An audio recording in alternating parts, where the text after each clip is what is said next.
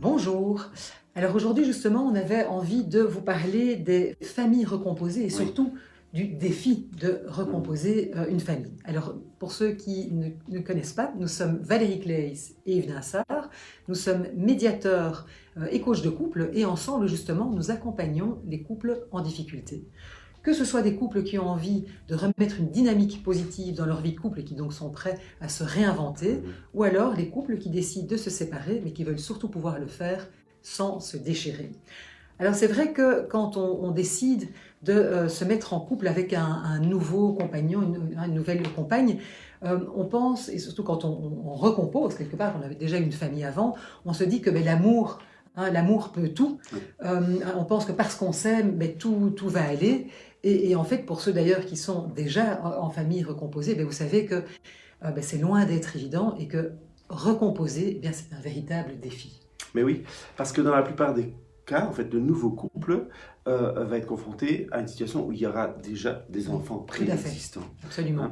hein, qui auront vécu, la plupart du temps, les souffrances d'une première séparation. Tout à fait. Hein. Et il va falloir recomposer en composant avec ce nouveau noyau, hein, et avec un quotidien qui va être chamboulé, hein, par des priorités qui vont être différentes, des timings qui ne coïncident pas nécessairement, des conflits d'intérêts, etc.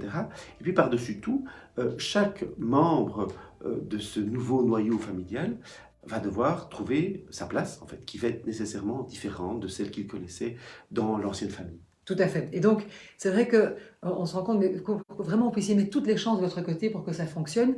Quelque part, justement, ce qui est important, c'est d'anticiper. C'est de Mhm. parler d'un certain nombre de choses avant avec votre futur partenaire. Et c'est pour ça qu'on avait vraiment envie de faire cette vidéo aujourd'hui pour, quelque part, vous donner nos 7 conseils, en tout cas nos 7 points d'attention pour justement mettre toutes les chances de votre côté pour pouvoir créer un quotidien harmonieux. Oui. Alors Yves, justement, peut-être quel est ce premier, je dirais, point d'attention, ce premier Mais conseil? un premier point d'attention, peut-être, il a trait évidemment aux enfants. Oui, Vos enfants, ils ont besoin de temps et ça va de soi, ils ont besoin de beaucoup d'amour. Ils ont besoin de temps d'abord parce que l'arrivée d'un nouveau partenaire dans votre vie affective représente pour eux un véritable chamboulement, hein, tout c'est à un fait. bouleversement. Et on ne le mesure pas toujours, hein, on se dit, bon, ok, ça coule de source, Tout papa à ou fait. maman, un nouveau copain, une nouvelle copine. Hein. Euh, Or, il est important de ne pas brusquer les choses. Ça ne veut pas dire que vous ne pourrez jamais présenter votre partenaire, mais prenez peut-être un peu de temps, Oui. soyez un petit peu patient. Hein, Les en enfants ont disant, besoin de faire le deuil des oui, relations de votre couple tout à d'origine, fait. en fait. Et s'ils ont la perception en fait que voilà, maman ou papa était simplement Oui. remplaçable d'une certaine façon du jour au lendemain, ça ne va peut-être pas aider à rendre la relation avec le nouveau et le nouvel Ça le partenaire faire accepter, hein. sereine. Oui. Hein. Et donc, soyez compréhensifs si vos enfants, si vous sentez que vos enfants ont besoin de temps, si vous sentez qu'il y a des réactions peut-être parfois un peu récalcitrantes ou un petit peu de Tout à fait. réserve, voire un peu agressives. Hein. Ne cherchez pas à tout prix à tout mélanger. Hein. Donc vraiment, laissez-leur du temps. Hein. Et plus que tout, donnez-leur vraiment des preuves de votre amour Oui, pour qu'ils se rendent compte, qu'ils conscientisent que, quelle que soit la configuration tout à familiale, fait. hein, dans laquelle vous évoluerez, eh bien, vous resterez leurs parents, attentifs et aimants de manière inconditionnelle. Et ça, c'est la meilleure garantie pour qu'ils se sentent sécurisés, qu'ils se disent, ok, papa, maman a une nouvelle compagne, un nouveau compagnon, ben oui, ma place est toujours là dans son Exactement, cœur. Hein. tout à fait. Et ça va vraiment les rassurer. Oui. Alors justement, notre deuxième, je dirais, point d'attention, c'est que oui, important évidemment de tenir compte de vos enfants, mais aussi, parce que prenez soin de votre couple, parce qu'en fait, quelque part, de ce nouveau couple. Parce que sans ce nouveau couple, évidemment, il n'y a pas de famille recomposée. Mais c'est lui le liant. Hein. Absolument, tout à fait. Et donc c'est vrai que parfois, justement, dans un souci de protéger ses enfants, on va avoir tendance à mettre les enfants tellement en premier lieu qu'on va en oublier son couple. Or, votre nouveau couple, il a aussi besoin d'attention. Et donc, ça veut dire que vraiment, il a besoin de temps à deux. Ça peut être notamment, je sais pas moi, un resto à deux, une sortie, un cinéma, peut-être un moment de vacances à deux. Mais ce couple, il a aussi besoin d'être nourri parce que quelque part, ça va être vraiment le pilier de cette nouvelle famille. Donc, important de ne pas l'oublier. Et donc, quand vous recomposez, dites-vous que votre couple, mais c'est un membre à part entière de votre nouvelle famille. Et donc, il a aussi toute sa place. Et c'est important parce que ce couple, vous avez besoin de respirer, vous avez besoin de pouvoir vous exprimer, de pouvoir vous ressourcer et aussi de recevoir des preuves d'amour. Alors, un troisième conseil, ce serait que, c'est de nouveau une histoire de patience. Oui. Prendre sa place, on l'évoquait, il y a le couple qui doit prendre sa place, différents membres de la famille recomposés, dans le nouveau noyau familial. Eh bien, c'est une affaire de patience. Il est clair que, prendre un nouveau rôle qui est à la fois un rôle de beau-parent et un rôle de parent, c'est pas facile, c'est tout nouveau. Oui. Comment est-ce que je vais jouer mon rôle de beau-parent, beau-père, belle-mère, sans être dans la position de celui qui tente très bien inconsciemment de se substituer à l'autre parent. Donc c'est pas facile ça aussi. Et comment est-ce que je peux être à la fois beau-parent pour mes beaux-enfants et parent pour mes enfants? C'est pas les mêmes rôles. Et tout ça prend du temps pour s'ajuster, pour se mettre en place. Et du coup, ça rejoint notre conseil de base, à anticiper.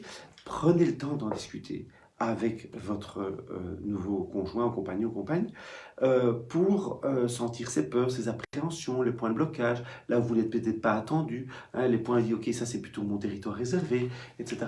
Pour pouvoir vraiment vous ajuster, en retenant que prendre sa place et que ces différentes places se forment, si vous voulez, dans le nouveau noyau, est une affaire de patience. Ça va prendre du temps. Donc ne désespérez pas si vous ne dites pas, après quelques semaines ou même quelques mois, tout est réglé, chacun a trouvé sa place dans la nouvelle cellule.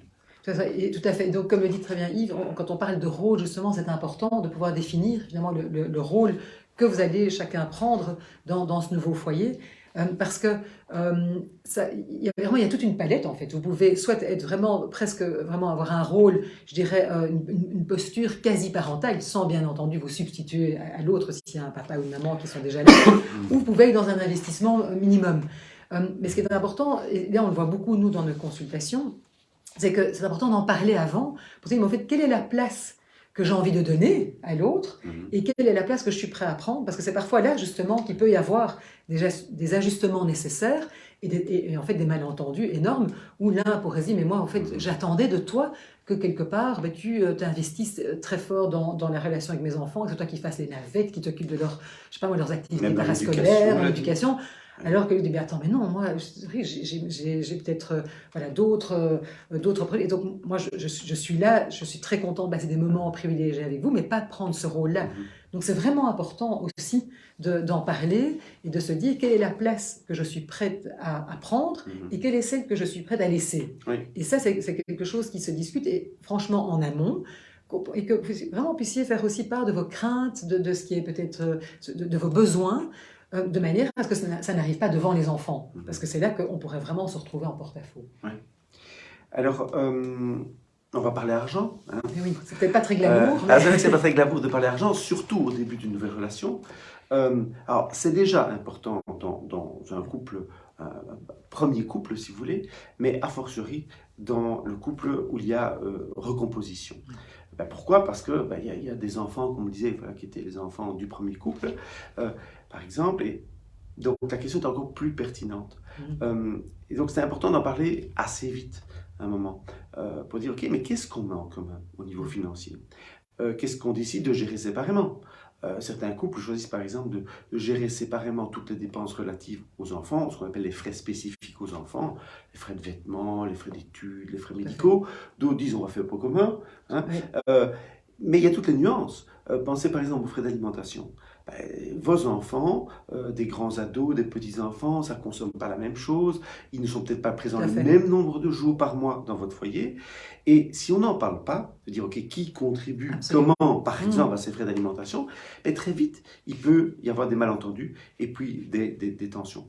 Et donc, savoir qui paye quoi pour qui, c'est vraiment une question importante à adresser assez vite, à partir du moment où on recompose une famille, de sorte à éviter des malentendus et très naturellement, sinon des tensions. Absolument, tout à fait.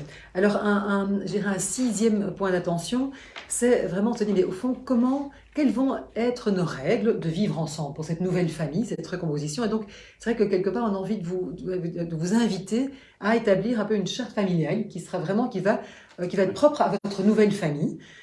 Et c'est important de se dire, mais au fond, tiens, quels vont être voilà, comment va-t-on faire cette nouvelle famille tous ensemble, et des règles, voilà, c'est quoi, quelles sont, je sais pas moi, voilà, les heures de coucher, quelle doit être l'implication de chacun des enfants, par exemple, dans les tâches ménagères. Donc, ça va vraiment permettre d'apaiser le quotidien, d'éviter certains conflits. Donc, c'est vraiment important de le faire, se dire aussi, mais mettons tous les enfants sur pied d'égalité, évitons, c'est peut-être aussi des favoritismes entre mes enfants, tes enfants, etc., parce que ça pourrait vraiment créer pas mal de tensions. Donc, c'est vraiment de se dire, OK, c'est quoi les grands principes de notre vivre ensemble ici, dans cette nouvelle famille que l'on recompose, et comment on va s'organiser. Donc, parlez-en d'abord, évidemment, à vous deux, et puis après, intéressant d'en parler à vous deux, ensemble aux enfants, de manière à ce que vos enfants puissent adhérer justement à ces nouvelles règles familiales, qui sont propres à votre nouvelle famille et qui sont peut-être différentes des familles que vous aviez à l'origine. Un dernier conseil, dernier point d'attention peut-être, vraiment, c'est, peut paraître un peu évident, mais c'est prendre soin de soi. Vous l'avez compris, vous le vivez déjà sûrement au quotidien.